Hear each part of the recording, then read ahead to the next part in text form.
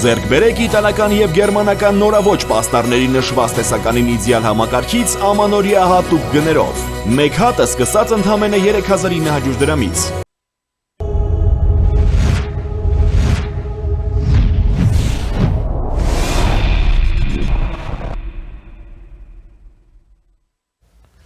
Բարև ձեզ, առաջինի եթերում մանրամասներն են, ես Դավիթ Ստեփանյանն եմ, այսօր իմ հյուրն է տնտեսագետ, վերլուծաբան, սոցիալ-տնտեսական զարգացման կենտրոնի ղեկավար Գագիկ Մակարյանը։ Բարև ձեզ, պարոն Մակարյան։ Բարև ձեզ։ Պարոն Մակարյան, սկսենք Գերմանիայի վարչապետի այցից, տնտեսական չափումից։ Մի քանի տվյալ, ըստ նախարար, էկոնոմիկայի նախարար Գևորգ Պապոյանի, ընթացիկ տարում Հայաստանը դեպի Գերմանիա արտահանման ծավալների ավելի քան 80% աճ ունի։ Եվ դա տեղի է ունեցել տնտեսական մի շարք ուղղությունների հաշվին, մշակող-արդյունաբերություն, հանքահումքային արտադրանք եւ այլն։ Եվ երկրորդ ուղղությունը, որի մասին ես կուզեի խոսել, Հայաստանը եւ Գերմանիան ըստ նույն պարոն Պապոյանի էներգետիկ ոլորտում համագործակցությունը խորացնելու հարցում ունեն կոնկրետ պայմանավորվածություններ, հիմնականում արևային էներգիայի մասով, խոսքը գնում է գերմանական տեխնոլոգիայի օգտագործման եւ դրա միջոցով մեր հզորությունները ավելացնելու ուղղության մասին։ Կան նաեւ այլ ուղղություններ, եթե դուք կցանկանաք, խնդրեմ ներկայացրեք։ Ինչ է տալիս մեզ այս։ Նախ սկսենք դրանից, պարոն Ստեփանյան, որ շատ ողջունելի է, որ կառավարությունը վերջին 2 տարիների ընթացքում եւ հատկապես 25 թվականի ընթացքում կարողացավ էականորեն դիվերսիֆիկացնել իր արտաքին քաղաքականությունը եւ ձեռք բերել դիվանագիտական հաջողություններ։ Դուք հիմա նկատի ունեք քաղաքական թե տնտեսական։ Ես հետո գալու եմ դեպի տնտեսականը, բայց նկատի եմ, որ տնտեսականի համար քաղաքական եւ դիվանագիտական ուրեմն հաջողություններ են արձանագրվել, որոնք տնտեսական շահ առաջացնեն։ Որովհետեւ վերջին հաշվով բոլորը սպասարկում են տնտեսությունը եւ բոլորը պայքարում են տնտեսության համար։ Օրինակ, եթե ասենք թվարկենք Չինաստանի հետ ռազմավարական փաստաթղթի ստորագրումը, տրիպ ուղի եւ Ամերիկայի Միացյալ Նահանգների ստորագրված մի քանի փաստաթղթերը, նույն կերպ ասենք թե Հնդկաստանի հետ նախապատրաստվող ավելի խորացող հարաբերությունները Եվրոմիության հետ եւ հիմա Գերմանիայի հետ արդեն այդ ռազմավարական հռչակագրի ստորագրումը, որոնք որ ցույց են տալիս, որ Հայաստանը էականորեն սկսում է բազմաբևեռ քաղաքական դիվանագիտական հարաբերություններ զարգացնել ի օգուտ տնտեսության։ Բոլոր ստորագրված հիմնական փաստաթղթերի առանցքային մեխը, առանցքային դերը ունի տնտեսությունը, թե Եվրոմիության հետ կապված եւ թե Չինաստանի կամ ասենք Գերմանիայի հետ հիմա եւ այլն։ Բայց Հայաստան Հանրապետությունը բնականաբար հետեւաբար պետք է լինի պարտավորված եւ պետք է լուրջ նախապատրաստական աշխատանքներ կատարի այդպիսի արդեն հնարավորությունները սպասարկելու համար։ Այսինքն իր տնտեսական հզորությունները, իր տնտեսության դիվերսիֆիկացիան, տնտեսության մեջ նորարարությունները պիտի այնպես խթանվեն, որ կարողանան այդ համաձայնագրերը, այդ պայմանագրերը սպասարկել։ Մասնավորապես օրինակ Գերմանիան, ես թվարկեմ մեր ունկնդիրների համար, աշխարհում 4-րդ տեղն է գտնվում իր համախառն ներքին արդյունքով, մոտավորապես 4.6 տրիլիոն դոլարի հասնող համախառն ներքին արդյունք, առաջի տեղում ԱՄՆ-ն է աշխարհում, երկրորդում Չինաստանն է, երրորդում Ճապոնիան, չորրորդը Գերմանիայի Դաշնությունը։ Հետևաբար այդպիսի հզոր պետության հետ համագործակցությունը, առավել որ Գերմանիան աչքի ընկնում ուժեղ զարգացած արդյունաբերությունով, որպես ինդուստրիալ պետություն, ուժեղ զարգացած նորարարական տեխնոլոգիաներով եւ ուժեղ զարգացած կրթությունով, գիտությունով։ Այսինքն նման երկրի հետ չես կարող ֆեոդալական մակարդակի տնտեսությամբ էական համագործակցել։ Այդ դեպքում դու ուղղակի ճորտի կամ ստրուկի դերակատարությունով միայն կարող ես հանդես գալ, այլ ոչ որպես հավասար գործընկեր։ Ինչ է սա նշանակում։ Կամ հումքային բազայի տեսք։ Ապրեք, կամ հումքային բազայի, շատ ճիշտ եք ասում։ Հետևաբար շատ կարևոր է, որ այս բոլորը դառնան, ասենք 26 եւ հաջորդ տարիների ամենահրատապ պլանավորման խնդիրները, որոնք տնտեսական համակարգում եւ կառավարման համակարգում, այդ թվում պետական կառավարման համակարգում պետք է առաջացնեն ռեֆորմներ։ Ես կուզեի կանգ առնել երկու կարևոր գործոնի վրա, որը պետական եւ մասնավոր համակարգում շատ անհրաժեշտ է զարգացնել։ Դա արտադրողականությունը եւ որակն է։ Սրանք երկուսի հետ շատ փոխկապակցված գործոններ են, շատ կարևոր չափանիշներ են, որոնք որ բնութագրում են մրցունակ տնտեսությունը եւ մրցունակ կառավարումը։ Հետևաբար եւ պետական մարմինները պետք է դառնան արտադրողական, որի մասին նաեւ վարչապետն էր նշում եւ վերջին կոնֆերանսը, որ եղավ նաեւ պետական ծառայողների հետ, շատ շեշտադրվեց նրանց մոտիվացիան բարձրացնելու ուղիները, այնտեղ նաեւ աշխատանքային խմբերի քննարկումներ եղան, workshop-երի ձևով ելույթներ եղան նախագահի, փոխվարչապետերի, նախարարների կողմից եւ հետեւաբար նաեւ մոտիվացիայի մեխանիզմները եւ նույն այդ արտադրողականությունը եւ որակը պետք է նաեւ տեղափոխվի մասնավոր սեկտոր։ Մասնավոր սեկտորը ի տարբերություն եվրոպականի, եթե օրինակի համար Եվրոպայում եւ հատկապես Գերմանիայում բացի խոշոր ինդուստրիալ ձեռնարկություններից կան ընտանեկան բիզնեսներ, փոքր ձեռնարկություններ, որոնք որ շատ մասնագիտացված արտադրություններում ունեն դերակատարություն եւ իրենք արտադրում են ոչ տարածված, ոչ շաբլոն արտադրանքներ, որոնք նորարարական են, բայց դրանով իրենք սպասարկում են խոշոր ինդուստրիալ ձեռնարկություններին։ Հայաստանում փոքր միջին ձեռնարկատիրությունը գտնվում է այսպես դրեֆի հազիվ գոյատևման, ցածր նորարարության, ցածր արտադրողականության, ցածր մրցունակության մակարդակի վրա։ Այսինքն օրինակներ վերցնելու տեղեր կան, թե մենք որտեղ պիտի հետևենք այդ օրինակներին։ Հիմա Գերմանիայի տնտեսությունը հիմնականում ունի 4 հենասյուներ։ Դա առաջինը արդյունաբերական ձեռնարկություններն, արդյունաբերությունն է գլոբալ առումով։ Առանձնացված արդյունաբերությունից հատուկ պետք է նշել մեքենաշինությունը, Գերմանիան մեքենաշինական երկիր է։ Երրորդը ավտոմոբիլային արդյունաբերությունը, իր գիգանտներով BMW, Mercedes, Volkswagen եւ այլն գիտենք։ Չորրորդը էլեկտրատեխնիկան, էլեկտրոնիկան է, բայց այդ բոլորին շատ լավ սպասարկում է dual կրթական համակարգը, որը մասնագիտական կրթության առումով աշխարհի լավագույններից մեկն է, առաջատար, եւ նաեւ գիտությունը եւ նորարարությունը։ Այսինքն, երբ որ մենք խոսում ենք Գերմանիայի հետ համագործակցելու մասին եւ այդ հռչակագրում գրված էր օրինակ նորարարության մասին, արդյունաբերության մասին, այդ թվում նաեւ արևային էներգետիկա, էներգետիկայի բնագավառում։ Հիմա արևային էներգետիկան ինչու Հայաստանում էական չի զարգանում։ Երկու պատճառով։ Առաջինը, որ արդյունաբերությունը քիչ է զարգացած եւ չի սպառում արևային էներգիան։ Երկրորդ, արևային էներգիան կուտակելու տեղ չունի, ինչքան արտադրես պիտի ծախսվի, հետեւաբար չի կարող զարգանալ, որտեղ արտադրածը չի ծախսվելու։ Հետևաբար Գերմանիայից վերցնել կուտակիչներ եւ այդ տեխնոլոգիաների օգտագործումը էական է։ Ընդ որում ձեզ ասեմ, որ Գերմանիան 2017 թվականից սկսած, երբ որ Ճապոնիայի եղավ հերթական խոշոր ուժեղ երկրաշարժը, Գերմանիան վերացրեց ատոմակայանները, աշճանավարտ ծրագիր ընդունեց եւ փակեց իր ատոմակայանները, ատոմակայանների փոխարեն էներգետիկա Ֆուկուշիմայից հետո։ Ինչպես? Ֆուկուշիմայից հետո Ճապոնիա։ Այո, եւ դրանից հետո իրենք անցան հատկապես այլընտրանքային արևային աղբյուրներից խթանմանը։ Գերմանիայում շատ զարգացած են քամուկայանները, որոնք շատ տարբեր տեղերում տեղադրված են, մեծ թվով, տարբեր մարզերում եւ նաեւ արևային էներգետիկան։ Եվ Գերմանիան շատ խոշոր կուտակիչներ, ակումուլյատորներ է կարողանում արտադրել, որոնք որ արևային էներգիան կուտակում են եւ կարողանում են այդ էներգիան օգտագործելի դարձնել շուրջօրյա արդեն կտրվածքով։ Հիմա Հայաստանը բնականաբար այստեղ կարող է համագործակցել։ Դե հանքարդյունաբերության ոլորտում մենք ունենք մեր մոլիբդենի հանքանյութերը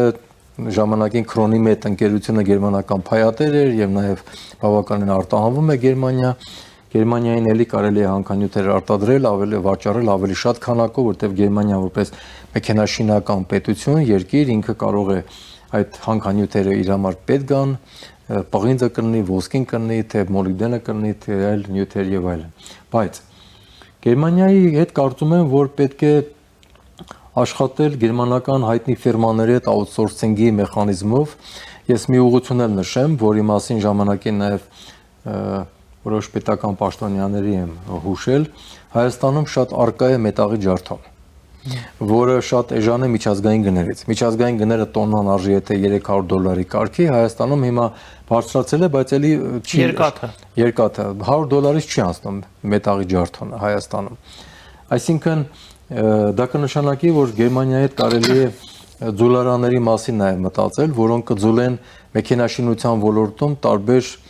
հաստոցների հիմնային մասեր կամ ավտոմեքենաների հիմնային մասեր, հետևաբար այդ ծանր մասերը չեն բերվի Գերմանիայից, որոնք ծախսատար են եւ տրանսպորտային առումով բարդ են, դժվար են տեղափոխվում։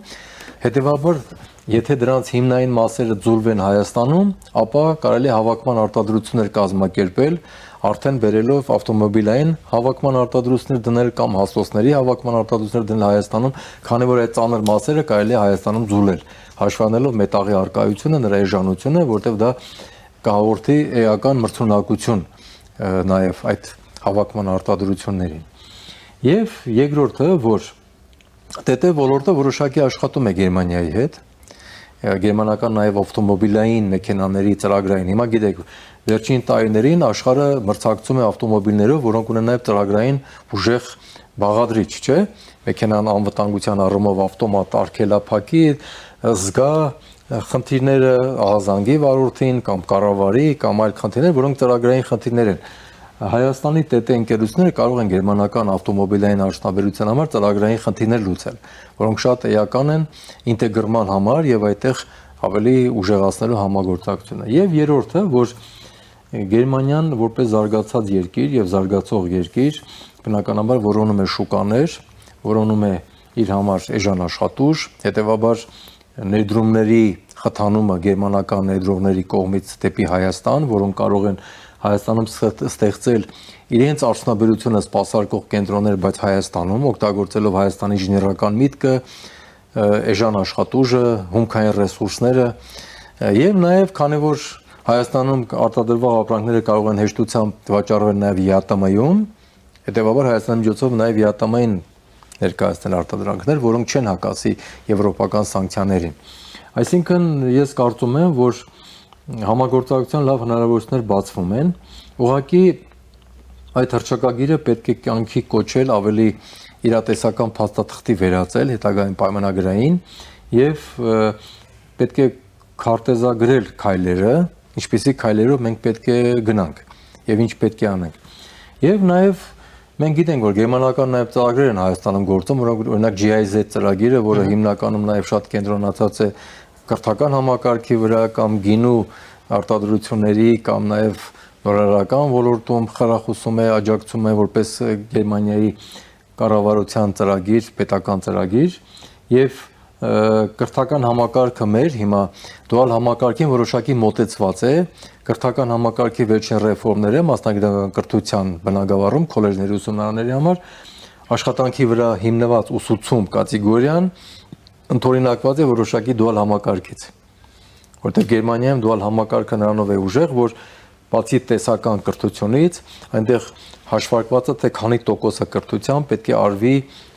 գործնական ձևով եւ նաեւ գործատուի մոտ։ Եվ հետեւաբար այստեղ նաեւ մենք օգնած կնենք Հայաստանի գործատուներին, որպեսզի իմ նշած արտադրողականությունը նաեւ բարձրանա եւ նաեւ որակը բարձրանա, որտեղ որակյալ արտադրանքի, որակյալ ծառայության համար անհրաժեշտ է որակյալ աշխատուժ։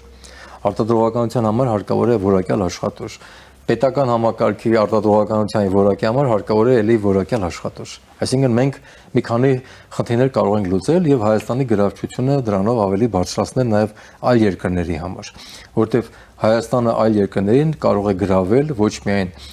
հանքանյութեր, հումքեր առնելու տեսանկյունից, այլ նաև նորարարական մտքի, ՏՏ ոլորտի, թվայնացման եւ ինժեներական մտքի զարգացման շնորհիվ, որ հայ ժողովուրդը ունի իր մեջ այդ պոտենցիալը։ Անշան։ Շատ հետաքրքիր է, որ Գերմանիայից վարչապետ Փաշինյանը մեկնեց Մոսկվա։ Այո։ ԵԱՏՄ հերթական նիստին, սա սիմվոլիկ էր, թե եթե մենք փորձենք զուգահեռներ տանենք, դուք շատ հետաքրքիր բան ասացիք, որ Հայաստանում արտադրվող ապրանքները կարող են նաև ԵԱՏՄ շուկայում վաճառվել, արդյոք մենք կարող ենք այնպիսի առաջարկ անել նույն Ռուսաստանին ԵԱՏՄ շրջանակներում, որից Ռուսաստանը չի կարող հրաժարվել։ Մանավանդ երբ որ մենք այս ամենը հերթական անգամ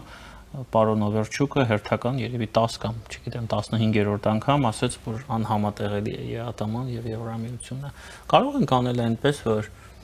դա լինի համատեղելի։ Այո, տեսեք ինչ է ստացվում։ ԵԱՏՄ շրջանակում հիմա քանի գնա Հայաստանը աստիճանաբար, եթե նախկինում թույլ էր, նույնիսկ ԵԱՏՄ-ն իր բյուջեից օգնում, հետո վերածվեց նրան արտանումների շնորհիվ, որ Հայաստանը սկսեց ԵԱՏՄ-ին ավելի շատ անդամ վճար եւ հարկեր վճարել, բայց նաեւ շուտով ես կարծում եմ, որ Հայաստանը որոշակի առաջատար դիրք կունենա ԵԱՏՄ-ի մեջ։ Ինչու, որտեղ Բելարուսյան պարփակված է իր ներքին ռեսուրսների, ներքին կրթական հնարավորությունների եւ ներքին արտադրողականության վրա, քանի որ նույնպես գտնվում է սանկցիաների տակ։ Ռուսաստանը ունի այդ խնդիրը։ Қырғызստանը դեռևս շատ առնելիքներ ունի։ Միակ երկիրը, որը որ Հայաստանի պես ձգտում է ավելի միջազգայնացնել, ինտերնացիոնալիստական դարձնել հարաբերությունները Ղազախստանն է, ապրեք։ Եվ Ղազախստանն է որոշակի այդ առումով նաև ճիգեր գործադրում, բայց պետք է հաշվի առնենք, որ Ղազախստանի աշխատուժի եւ նրա ազգային առանձնահատկությունները, ազգային ունակությունների խնդիրը այս առումով Հայաստանը կարծում եմ ավելի առաջատար դիրքեր կարող է գրավել։ Եվ ինչու ոչ, Հայաստանը եթե դառնում է ավելի նորարարական երկիր, բնականաբար ինքը կարող է եւ նորարարական գաղափարներով ԵԱՏՄ-ն սնել, առաջադիմական առաջարկություններ անել, որ ԵԱՏՄ-ի շրջանակում ընդունվեն, զարգացվեն, որը որ մի քանի անգամ արդեն մեր կառավարության ներկայացուցիչները կատարել են, ես հետևելով տեսնում եմ տարբեր ոչ թե օրակարգեր, այդպես ստանդարտ օրակարգեր են, բայց Հայաստանի կողմից առաջարկում են հաճախ հետաքրքիր օրակարգեր, եւ երկրորդը, որ լինելով ավելի նորարարական, ինքը կարճանաբար կսկսի առաջարկել նորարարական արտադրանքներ, նորարարական տեխնոլոգիաներ, այդ թվում նաեւ կանաչ տնտեսության, Գերմանիան նաեւ կանաչ տնտեսության թափոնների վերամշակման առումով գերզարգացած երկիր է եւ Եվրոպայում էլ ընդհանրապես այդ մշակույթը բարձր է, հետեւաբար Հայաստանի այդ շփումները նաեւ այդ մասով պետք է օգտագործել եւ միջև մեր զրույցը սկսելը մենք խոսում ենք, որ Հայաստանում աղբի արտանետումների հետ կապված շատ խնդիրներ կան, չէ՞, Հայաստանում բոլոր տեսակի աղբերի հսկայական արկայություն կա, սկսած մետաղի ջարդոնից, հին մեքենաներից, վերջացրած շինանյութերի աղբ, կենցաղային աղբ, չէ՞, փայտ, պլաստիկ իրեր, ապակիներ եւ այլ բաներ, չէ՞, տարբեր տեղերում լցված, կուտակված, թափ-թփած, տարբեր ճանապարհների կողքերը, մարզերում եւ այլն։ Հայաստանի երկիրը մաքրելու եւ նաեւ թափոնը փողի վերածելու համար պետք է կանաչ տնտեսությանը ավելի ընդառաջ գնա եւ դրանք գործնական տեխնոլոգիաներով անել։ Հայաստանում էլ կան լավ տեխնոլոգիաներ, ես գիտեմ այդպիսի գիտնականներ, որոնք ունեն պատենտավորված կամ հետաքրքիր մտքեր, որոնք որ կարող են արդյունաբերական ծրագրեր դառնալ թափոնների վերամշակման առումով, ստեղծելով նոր տիպի շինանյութեր, նոր տիպի, ասենք թե անասնակեր կամ վառելիք կամ այլ բաներ, որոնք որ կօգտագործվեն արդյունաբերության եւ տնտեսության զարգացման համար, որտեղ նաեւ Հայաստանը որքան է որ հանքարդյունաբերությունով հարուստ է, ինքը տարբեր ռեսուրսների նաեւ պահանջարկ ունի, եւ դա չի նշանակում, որ մենք պիտի անտեսենք թափոնների գործոնը։ Ես օրինակ բերեցի մետաղի ջարդոնը, որը որ կարող է հետարքիր տնտեսական ծրագիր դառնալ, բայց կան նաև այլ բաներ։ Հետևաբար այստեղ պետք է արվի եւ կանաչ տնտեսության նաև խթանումը կրթության համակարգում շատ կարեւոր է, որտեղ մենք խոսում ենք ապագա մասնագետների, ապագա սերունդների մասին։ Նման երկրների հետ համագործակցությունը 1-2 տարվա չի, դա երկարատև կայուն զարգացման բաներ պետք է վերածվեն ծրագրերի համագործակցության եւ այստեղ իրական է։ Բացի այդ, Մոսկվա գնալը կարող է հնարավորել նաև հետաքրքիր, որ որքան նման հարաբերություններ են զարգանում, որքան որ մեր արտաքին քաղաքականությունը եւ դիվանագիտությունը դիվերսիֆիկացվում է, այնքան կառավարության ղեկավարը կամ մեր պետական ղեկավարները այրերը դառնում են ավելի ինքնավստահ, որը գովելի է, ավելի վստահ դիրքերից են խոսում, ավելի հավասար դիրքերից եւ նաեւ իրենք առաջադիմությունը կրող են արդեն սկսում հանդես գալ։ Մոսկվա գնալը պետք էր այսինքն։ Այո, իհարկե։ Եվ ված չէր, որ այդպես էլ ստացվեց։ Բայց այդտեղ եւս մի հատ բայց կա, պարոն Մակարյան, եթե մենք շարունակենք այդ հարաբերությունները զարգացնել, մենք չենք կարող Եվրամիության անդամակցության հայտ տալ։ Թե մեկը մյուսին չի խանգարում։ Մենք ասեմ ձեզ, քանի դեռ Եվրամիության հետ այլ փաստաթղթերի մեջ չենք մտել եւ մենք դեռ նախապատրաստական process-ների մեջ ենք եւ շարունակում ենք մնալ ԵԱՏՄ առևտրային մաքսատուրքերի կանոնների շրջանակում, մյուս երկրները մեր համար երրորդ երկրներ են, համաշխարհային առևտրի կազմակերպության կանոններով ենք շարժվում, այստեղ հակասություններ դեռ չկան։ Կարող են լինել կոչեր, անհանգստացնող բաներ, երևույթներ, որ այ դուք չեք կարող դեռ այնտեղ լինել, այստեղ լինել, դուք պիտի ուրեմն կողմնորոշվեք, բայց կողմնորոշվելու ժամանակը դեռ չի եկել։ Դեռ ժամանակ կա։ Այսօր փոխվարչապետ Մհեր Գրիգորյանը հետաքրքիր հայտարարություն արեց, ասաց, որ Գաբալայում վերջին հանդիպման ժամանակ Շահին Մուստաֆայևի հետ իր գործընկերոջ քննարկվել է ադրբեջանական նավթամթերքը ներկրել հնարավորությունը Հայաստան ներկրելու։ Նախ այսպիսի մի դիտարկում, որքանով ես գիտեմ, Ադրբեջանը արտահանում է նավթամթերք հիմնականում Թուրքիա, Իսրայել եւ Իտալիա։ Եվ այսպես ասած ավելցուկ չունի արտահանման համար։ այսինքն սուղ է իրենց պաշարները արտահանում այդ առումով։ Սա առաջին հարցը, արդյոք Ադրբեջանը այդ հնարավորություն ունի թե ոչ, երկրորդ հարցը հետևյալն է, որքանով է նպատակահարմար, եթե մենք չունենք Ադրբեջանի հետ խաղաղության պայմանագիր եւ դեռ բաց չի ինչով այս ամենը ավարտվելու, սկսենք Ադրբեջանին փաստացի սնուցել եւ գնենք նրանից նավթամթերք, շատ իրավիճակը նման է նրան, թե ինչպես էր Խորհրդային Միությունը միջև վերջին հենց հունիսի 22-ը 41 թվականի երկաթ եւ մնացած այլ ծանր մետաղներ ուղարկում Գերմանիա, որից տանկեր էին պատրաստվում եւ արկեր, որոնք վերջում թափվեցին մեր բոլորի գլխին։ Այսպիսի խնդիր էլ կա եւ ընդհանուր առմամբ դեր գնահատականը որքանով է սա հեռանկարային եւ որքանով է սա տնտեսապես այդ թվում նաեւ հիմնավորված։ Ադրբեջանի հետ հարաբերությունները զարգանում են երկու նժարի վրա։ Մեկը քաղաքական կոմպոնենտն է, մյուսը տնտեսական։ Քաղաքականին սպասարկելու համար հիմա տնտեսականը որոշակի ուզում են առաջ գցել։ Եվ դա ողջամիտ մոտեցում է։ Այո, եւ դա նշանակություն ունի քաղաքական դիրքեր ամրապնդելու համար, որովհետեւ նաեւ ասեմ ձեզ, հավանաբար դրա մասին չեն խոսում բարձրաձայն մեր ղեկավարները, բայց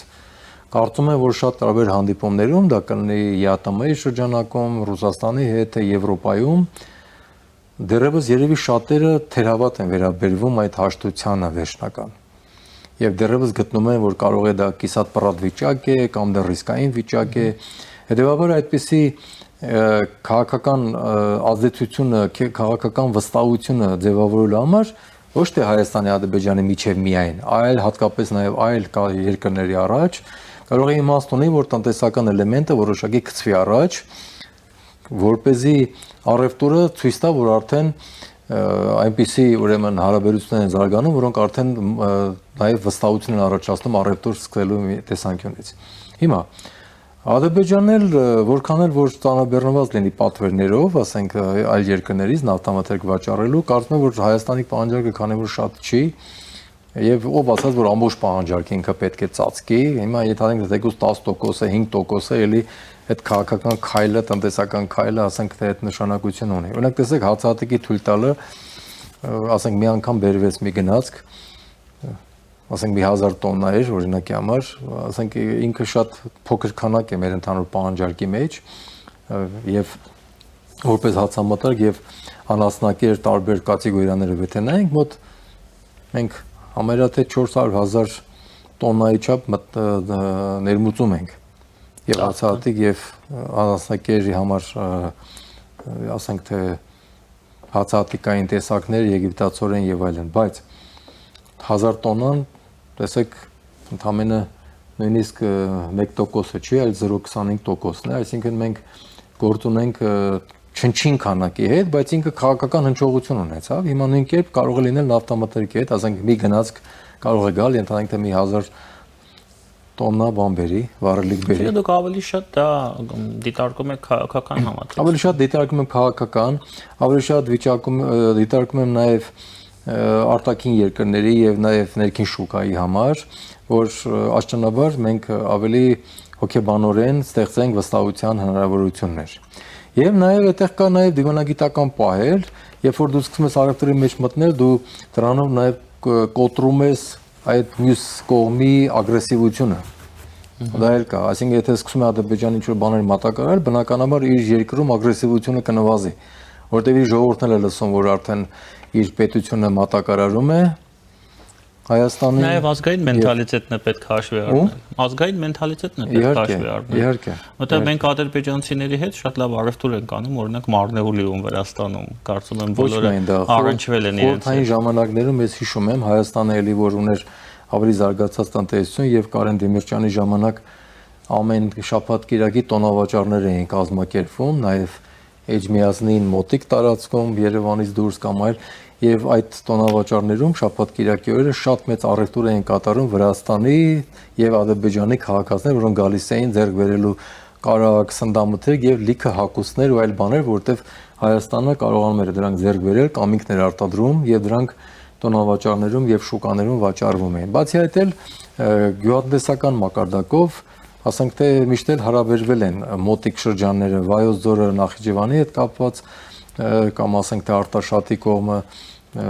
թուրքերի հետ կամ գեղարքունիք ադրբեջանցիների հետ ավելի ճիշտ եւ առևտուրը եղել իրար մեջ ինչ որ որոշակի հարաբերություններ եղել ոչխարների կամ այլ ուզում ասել ժողովուրդների մեջ եղել են որոշակի հարաբերություններ ուղղակի հիմա այստեղ մի խնդիր կա որ հնարավոր է որ Ադրբեջանը դրա կարիք ունի Ադրբեջանը տասնամյակներ թունավորել է իր ժողովրդի մտածողությունը տրամադրելով ադրբեջանցիներին Հայաստանի դեմ հիմա եթե ինքը ուզենա նույնիսկ փոխել միայն զուտ քաղաքական հողի վրա հաշտություն ստորագրելով ինքն է տեսնում որ դա կարող է իր կոկորտին կանգնի հաշտությունը ստորագրի բայց չկարողանա գործնական կյանքում զարգացնել դրա համար ինքն պիտի ինչ որ քայլերով սկսի փոխել այդ տրամադրությունները փոխել այդ վերաբերմունքը որովհետև ցավոք սրտի երիտասարդ սերունդը փոքր տարիքը դպրոցից սկսած եւ առավել կարող է այն մեծ ավելի բարձր տարիքները որոնք դեռ խորհրդային ժամանակները շփվել են իրենց մեջ պահպանել են որոշակի հարաբերություններ ունենալու ձգտումը բայց նոր սերունդները տրամադրված են վատ եւ այդ նոր սերունդներին ինքը պետք է ապացուցի շատ բան եւ պետք է փոխի ես կարծում եմ որ տնտեսական առևտրից հետո Ադրբեջանի առաջ կանգնելու է մի հատ ծանր խնդիր ինչպես ռոպագանդել բարձրացնել եւ ներկայացնել համագործակցելու ցանկությունը։ Պարոն Մակարյան, մի փոքր խոսենք մեր պարտքի մասին, պետական պարտքի մասին, 25-ի ընթացքում կառավարության պարտքը աճել է 10.7%-ով, կազմելով 13 միլիարդ 661 միլիոն դոլար։ Այո։ Սա հոկտեմբերի վերջի դրության տվյալներն են։ Մի քիչ պիտի ավելանար, նորից պիտի, այո։ Ես կուզեի նաև կենտրոնանալ այս տվյալի վրա, ընդհանուր առմամբ հասկանալի պատճառներով պարտքի կառավարման հարցում ֆինանսների նախարարությունը շարունակում է վերջին մի քանի տարիների քաղաքականությունը, ցանկանում է արտասահմանյան վարկերը առավելագույնս փոխարինել ներքին վարկերով, պետական պարտատոմսերի տեսքով, եւ այդ միտումը շարունակվել է 25-ին, 24-ի համեմատ ներքին պարտքի մասնաբաժինը 51.8%-ից հասել է 53.5%-ի, իսկ արտաքին պարտքի մասնաբաժինը հետեւապես նվազել է 48.2%-ից մինչև 46.5%-ի։ Այս միտումը ինչպես է գնահատում, արդյոք այն շարունակվելու է եւ ինչ արդյունքների կարող է բերել։ Էլի գանք նրանից, որ ես նշեցի արտադրողականություն եւ որակ։ Արտաքին պարտքը կամ ներքին պարտքի ավելացնելը կամ տեղափոխելը մեկից մյուսը, մի նժարից մեկի վրա, պիտի այդ տրամաբանության մեջ լինի, որքանով է դա սպասարկում արտադրողականության եւ որակի բարելավումը երկրում։ Եվ պետական համակարգում եւ մասնավոր։ Ինչու եմ դա ասում, որովհետեւ արտաքին պարտքը ավելի շատ սպառում է պետությունը, որը վերցնում է դրսից պարտք։ Ներքին պարտքերը նաեւ ուղղված են ներքին ձեռնարկություններին, բիզնեսին եւ այլն եւ այլն։ Պետությունը ինքն է, ասենք թե ունի իր պարտքերը, հետեւաբար պիտի դիտարկի թե այդ պարտքերի տալը հատկապես ներքին օրինակ համակարգում երբ է անում, ինչ ժամանակում է անում, ի նպաստ արտադրողականության եւ որակի զարգացման, ի նպաստ տնտեսության զարգացման, որտեղ եթե այդ գումարները չեն մտնում տնտեսության մեջ կամ ձեռնարկատիրությանը չեն վերադարձվում բիզնեսին կամ քաղաքացիներին, հետեւաբար այդ գումարների դեֆիցիտը որոշակի արգելափակում է զարգացումները։ Իսկ արտաքին պարտն էլ հակառակը վերցնում ես, որ բերես զարգացնես ինչ-որ մի բան։ Մենք այդ մասին խոսենք։ Հիմա արդեն այստեղ պիտի նայենք, թե այդ եթե դա գնում է պետական համակարգին աշխատավարձ, համակարգը ընդլայնելու վրա, նոր ստրուկտուրաներ ստեղծելու, նոր պետական ծառայություններ ստեղծելու, պարգևավճարներ եւ այլն, որքանով է դա էլի ստեղծում արտադրողականություն եւ որակ։ Թե զուտ ուղղակի սպառող է։ Այսինքն ինչ է ստացվում։ Արտաքին պարտքը վերջին հաշվով դիսպասարկվի ներքին պարտքի հաշվին եւ ընդհանրապես ներքին մեր բնակչության ու բիզնեսի հարկատուների հաշվին։ Եթե արտաքին պարտքը էֆեկտիվ չի օգտագործվում, չի սպասարկում, հետեւաբար ինքը բեռ է։ Բայց նաեւ մյուս բեռն էլ պետությունն է ստեղծում իր ներքին պարտքերը մեծացնելով, պահելով։ Այսինքն ինքը պիտի փորձի շատ էականորեն տրամաբանական ձևով դա անել։ Ես կարծում եմ, որ այդ միտումը կուզի շարունակել ֆինանսների նախարարությունը, ինչու, որովհետեւ շատ ավելի ռիսկային է ու քննադատական է իր համար արտաքին պարտքի էլեմենտը, այլ ոչ թե այդքան ներքին։ Ինչու նաև, որտեղ ներքին նաև պարտատերերը ձայն չեն էլ հանում այդ մասին, պարտքերը չեն էլ ուզում առանձնապես։ Ձեռնտու է, որ պետությունը պարտվել է։ Լրություն է։ Պարոն Մակարյան, եւս մեկ ցուցանիշ, որը ավելի շատ է ինձ անհանգստացնում, հաշվի առնելով ձեր վերջին խոսքերը, օրինակ օրերս կառավարությունը համաձայնեցրեց արժույթի միջազգային հիմնադրամից նոր վարկի ձեռքբերումը, բյուջետային վարկ է սա, $175 միլիոն, որը ի դեպ այս թվերի մեջ չկա, որ ես ներկայացրեցի, որը վիճակագրական ծառայությունը ներկայացնում է, եւ ուրեմն միջոցների զգալի մասը կուղորդի բնակչության բժշկական ապահովագրության գծով սուբսիդավորմանը, ինչպես նաեւ Արցախից մեր բռնի տեղահանված բնակիչներին բնակարային աջակցությանը։ Այսինքն հավելյալ արժեք սա չի ստեղծելու, թե ստեղծելու է։ Հավելյալ արժեք, տեսեք, այստեղ երկու բան կա։ Հավելյալ արժեք միանգամից չի ստեղծում, բայց հավելյալ արժեքի ստեղծման հնարավորություն է ստեղծում, առաջացնում, ես կասեի։ Ինչու, որտեղ վերջին հաշվով պետության ռեսուրսը առաջնորդեն իր բնակչությունն է։ Բնակչության ուրեմն զարգացումը, նրա ուրեմն առողջական եւ կրթական զարգացումները, նրանք ստեղծում են այն մրցունակության եւ տնտեսության զարգացման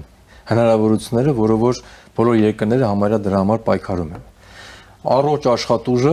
բոլոր առումներով կարևոր է արտադրողականության համար, որակի համար, մրցունակության համար։ Առողջ աշխատուժ նկատի ունեն, որ նա եւ ֆիզիկապես եւ մտավոր առողջ է։ Հիմա ֆիզիկապես եւ մտավոր առողջության համար, եթե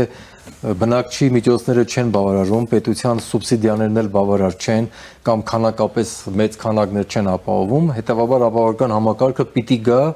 օգնի եւ լրացնի այդ մասը եւ ստեղծի հնարավորություններ առողջության բարելավման համար։ Այսինքն հիվանդությունների բուժման որոշակի ներարկում արվի սուբսիդիաների փոխարեն ապահովագրական համակարգի միջոցով։ Սա մեկ։ Ինչ վերաբերում է արցախցիներին, ապա բնակչության ավելանալը դա նաեւ ներքին շուկայի հնարավորությունների մեծացում է, ներքին սպառման մեծացում է, որը խթանում է հատկապես փոքր ու միջին ձեռնարկատիրությունը, որտեղ խոշոր ձեռնարկությունների արտադրանքները ավելի քիչ են ներքին շուկայում սպառում, դրանք ավելի շատ նաև դրսի համար են ուղղված։ Հետևաբար այդ բնակիչների մնալը, արցախցիների մնալը, ապրելը դա ներքին սպառող է, ներքին շուկա է եւ նաև նրանց բարգավաճման համար հնարավորություններ են։ Որտեւ եթե նաև կառավարությունը հայտարարում, որ արցախցիների վերադարձը ռիսկերը պարունակում իր մեջ կախվածություններ ստեղծելու կամ խաղաղության համաձայնագրի ստորագրման տեսանկյունից եւ իրենք պիտի մնան Հայաստանում,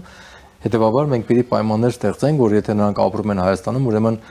արժանավայել կարողանան ապրել, աշխատանք ունենան, առողջ լինեն, տուն ունենան եւ այլ բաներ։ Այսինքն դա ունենալու է հավելյալ էֆեկտ, բայց հեռահար։ Այո, երևի մի 2-3 տարի հետո։